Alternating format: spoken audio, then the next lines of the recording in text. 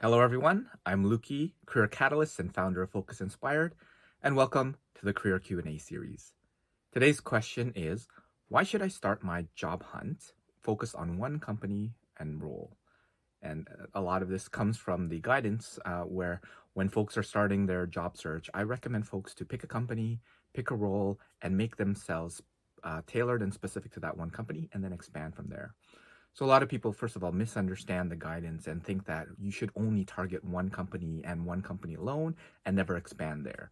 So that's not what I'm suggesting at all. I'm encouraging you to pick a company, pick a role as a starting point, something to make sure that you can clearly outline your value that your experience and education provides to the role. So by starting with one company, the expression comes to mind. If you're everything to everyone, you're nothing to no one, right? Because if you can do all these things and you can do marketing, plus you can do sales, plus you can do process analysis, plus you can do data analytics, plus you can do this, plus, then a lot of companies are confused because they don't actually know if you would be a good fit for the role. There are very few companies, very few roles that are really hiring for generalists. They're hiring for specific roles, specific competencies, specific things that make you appropriate for a particular role. So what you want to do is make sure that you portray yourself in a way that says, okay, I believe that I can do the role, and I'm going to demonstrate and show you how. So by doing things like reverse engineering the job posting, then it forces you to showcase yourself in terms of all my experience, all my education. How does that actually fit the company and the role? Because you're saying, okay, I've done a whole bunch of things, but you've asked for all of these different responsibilities, these requirements, these qualifications, and this is how I do that. When you're talking about the tell me about yourself question in an interview. Again, this is your company, this is your role, and I can tell you a whole bunch of things about myself and my experience, but this is why I would be a great fit for the role. In networking events as well, when you're looking to add value to someone, again, what do they need, what do they want, and saying it in a way where they understand is a great starting point. So that's why I recommend you find a company, find a role, find the job that you want, and reverse engineer your job posting and really say, okay, these are the different things that I can do in order to show that I'm a great fit. And if you find that this is the job that you want, but you're missing a few qualifications, well, pre-write your resume and start gaining experience in order to fill in those gaps.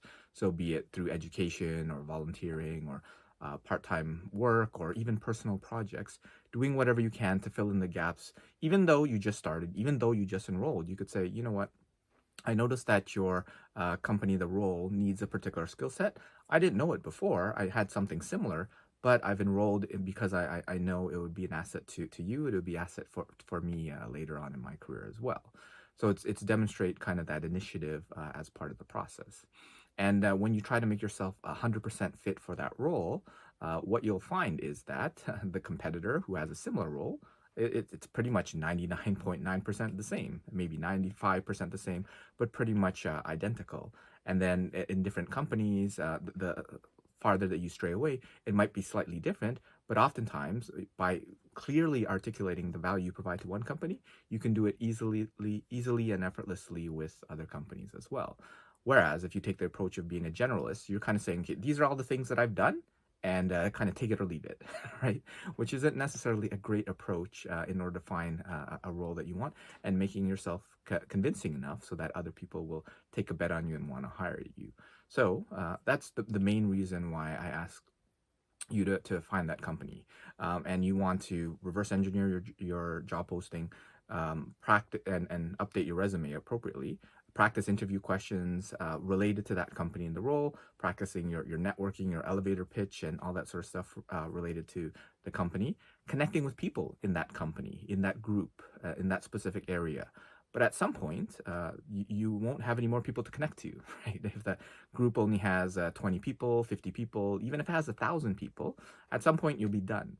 And you can sit there waiting for replies, but then that's when you move on to another company, right? And do the exact same thing, hopefully creating maybe a value project for one of the people in the group, but get it to its logical conclusion where you've basically exhausted all possibilities for that one company, and you've made yourself, you've put your best foot forward to kind of tackling the job hunt for that particular role and company, and then you move on to the next one and you do the exact same thing exhaustively as much as you can, and you'll find that you'll be much more efficient, you'll be much more effective because you've already done it for one company, and then the third company, and the next, and then it just becomes a matter of time because you've clearly articulated your value to the different companies involved, starting with one and moving to other ones. And if you realize that you're not getting any progress, you're not making any headway into it, well, you might want to consider maybe a different company or getting some professional help, reaching out to me or someone else in your network that could eventually provide you some guidance, because there might be something that you're missing in terms of your value and your fit there.